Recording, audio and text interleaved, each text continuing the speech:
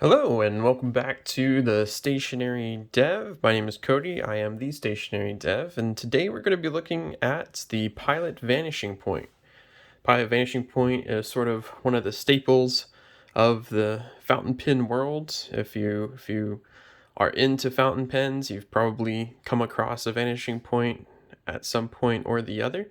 So today we're going to be taking a look at the vanishing point, or the capless as it's called in the rest of the world if you're not American, and take a look at sort of its parts and features, and then do a quick writing sample so you can see how this thing writes. So before we start, we can take a look at the packaging, because I still have the packaging for this one. This is the matte blue vanishing point. This is sort of the modern iteration of the vanishing point. These pens have been produced since I believe the 70s, and so they've gone through a couple design tweaks, but this is the modern one in the matte blue finish. So it has the black trim and everything to match. We'll take a look a bit at that in a minute. But here's what you get in the box. You do get a converter with the pen, which we'll look at in a minute. But then you also get your cartridge that comes with it. And then to help with the clicking mechanism, if you're using a cartridge, you get a little cartridge sleeve that'll go over the end of the cartridge there and help it from crushing the cartridge or pushing out ink or whatever. And then you get your usual paperwork and stuff included in the box there. So figured I'd show that to start off with. Now, for the vanishing point, before I start, it's a good, I'll sort of mention what I think it's good for, or who it's good for. So this is a good option for somebody who's looking for their first gold nib fountain pen. So it's kind of placed in that price bracket. It's a good option if you're looking to step up from steel nibs to a gold nib option. I think it's got a good nib that's representative of what a gold nib can offer. And the next thing, it could be your sort of next step up pen. So if you have a pen, that's maybe your pen that you bought last was your first pen over $50. Well, this could be your first pen over $100. It comes in right now, it's retailing in the US stores for about $156 US dollars. So it's right in that price range for that next step up pen.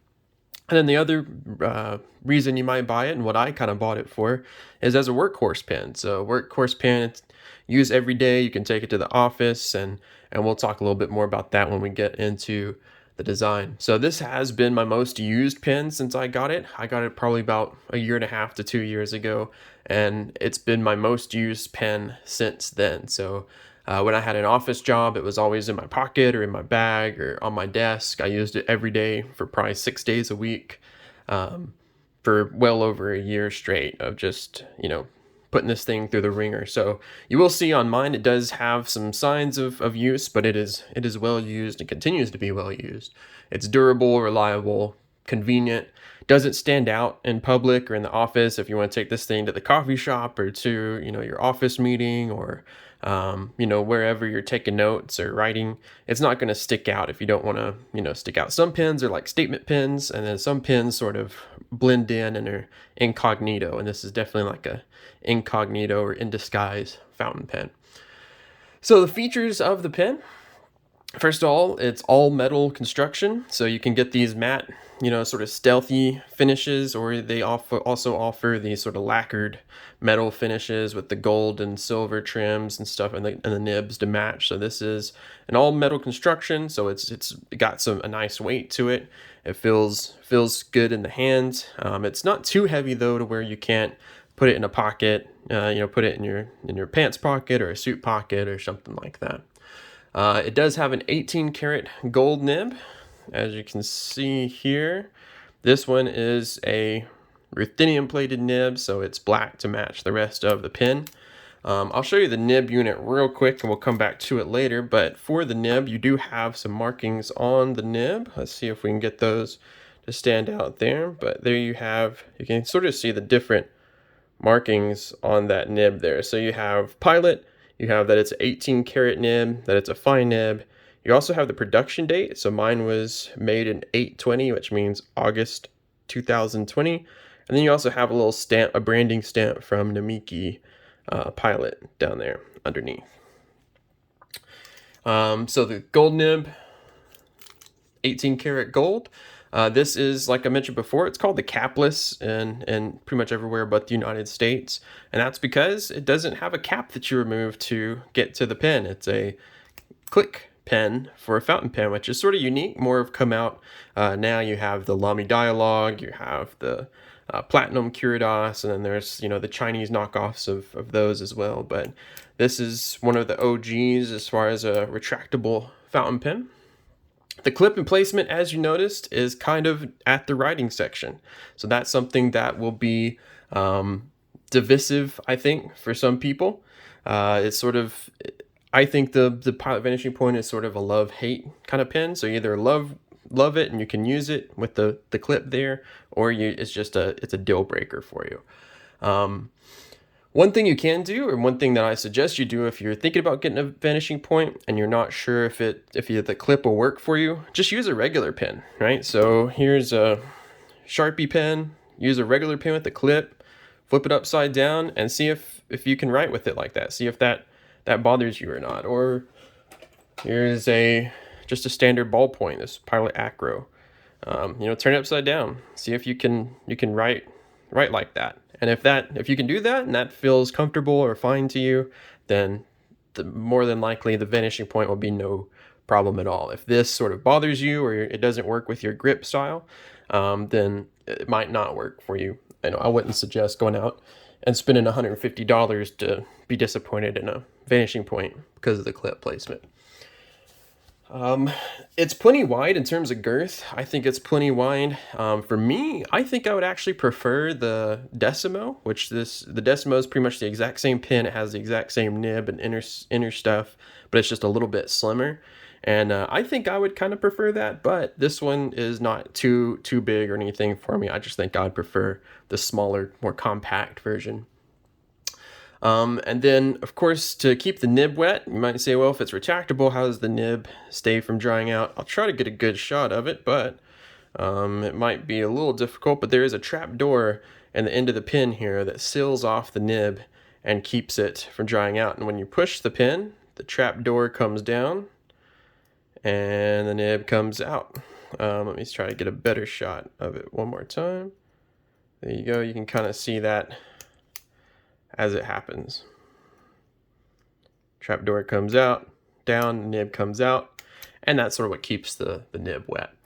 For me, this pen is also comfortable. I have no problems using it for longer writing sessions. So, for writing, a couple pages in a journal or, writing out a paper or anything like that, doing a long assignment. That's not a problem for me, but maybe it's not for everybody because it's not the most comfortable pen for longer writing sessions, right? But it can do it.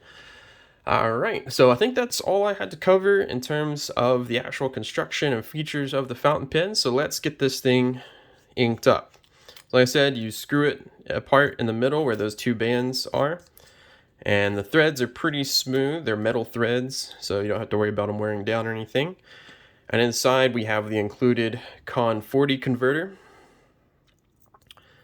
And which is kind of a love-hate thing in and of itself. You can see mine's kind of still got some water left from when I cleaned it out.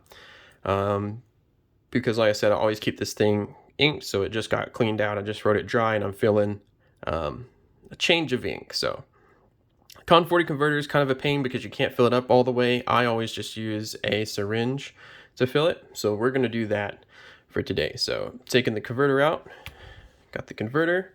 I have a little 3 milliliter blunt end syringe here that we're going to use to ink this bad boy up. I find that this is the easiest way to get a full fill on the Con 40 converter. You can also just save an empty cartridge and ink it that way, and I'm making a horrible mess on myself, but I find it's the best way to fill these types of converters. And even then, it's kind of still a pain sometimes with that little metal thing in there.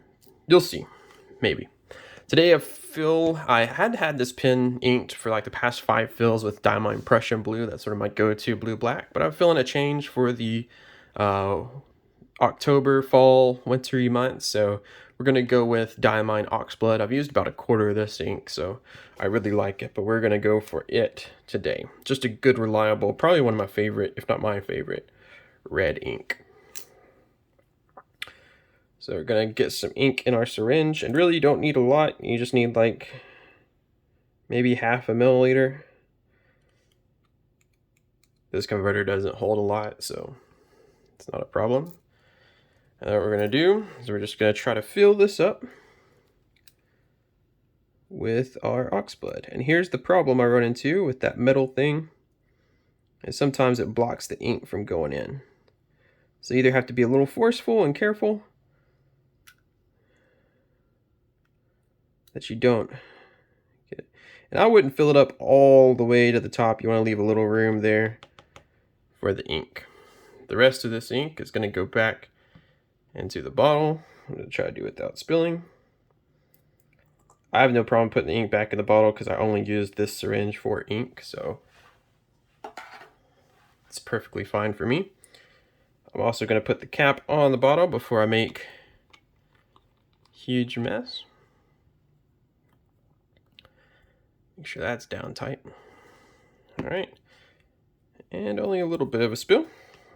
And then here we are. We just pop this bad boy in here and turn it upside down. And so what I'll do, you can either wait for it to sit, or I'm actually going to turn the piston a little bit and just watch for the ink to start coming out down here. So let me see if I can do that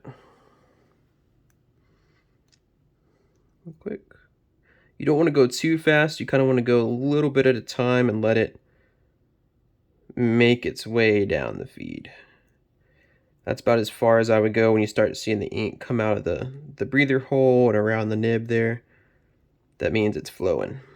So I kind of suck it back up. And then we're going to put it together. So putting it back together is really easy. You have this hole there in the threads, and there's a notch on the nib section, and that's just to keep everything aligned. And you're good to go. Just screw it back together.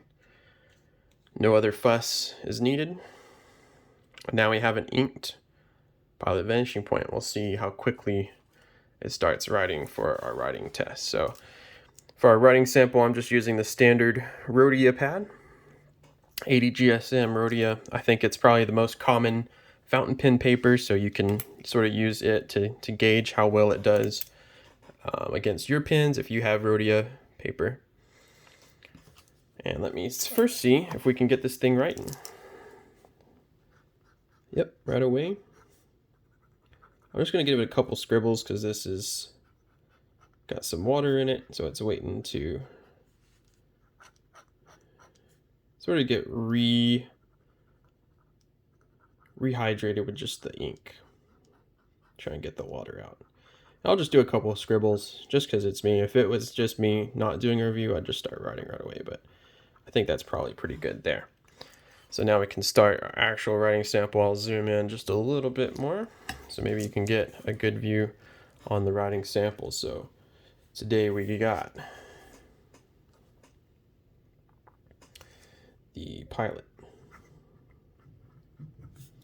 vanishing point,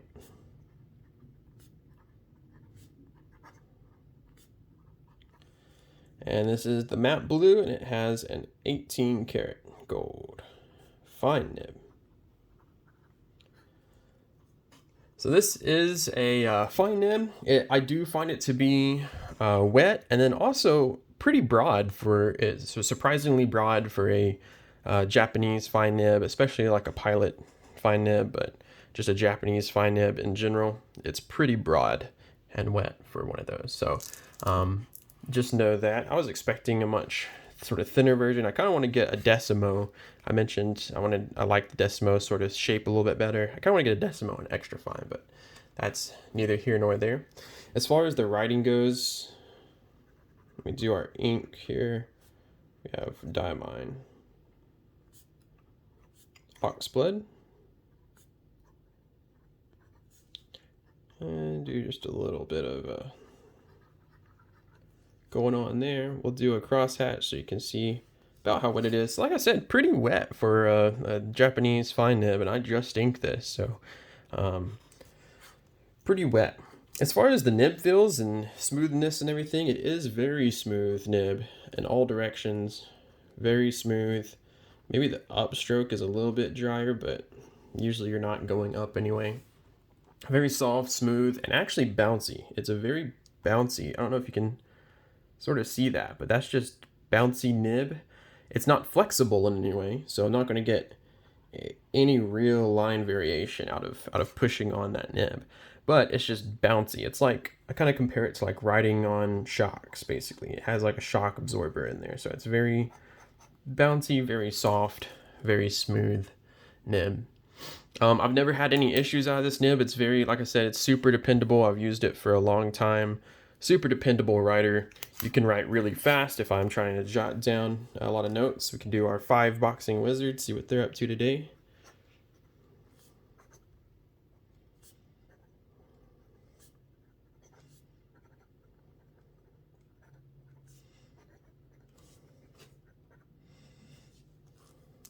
Ran out of room there.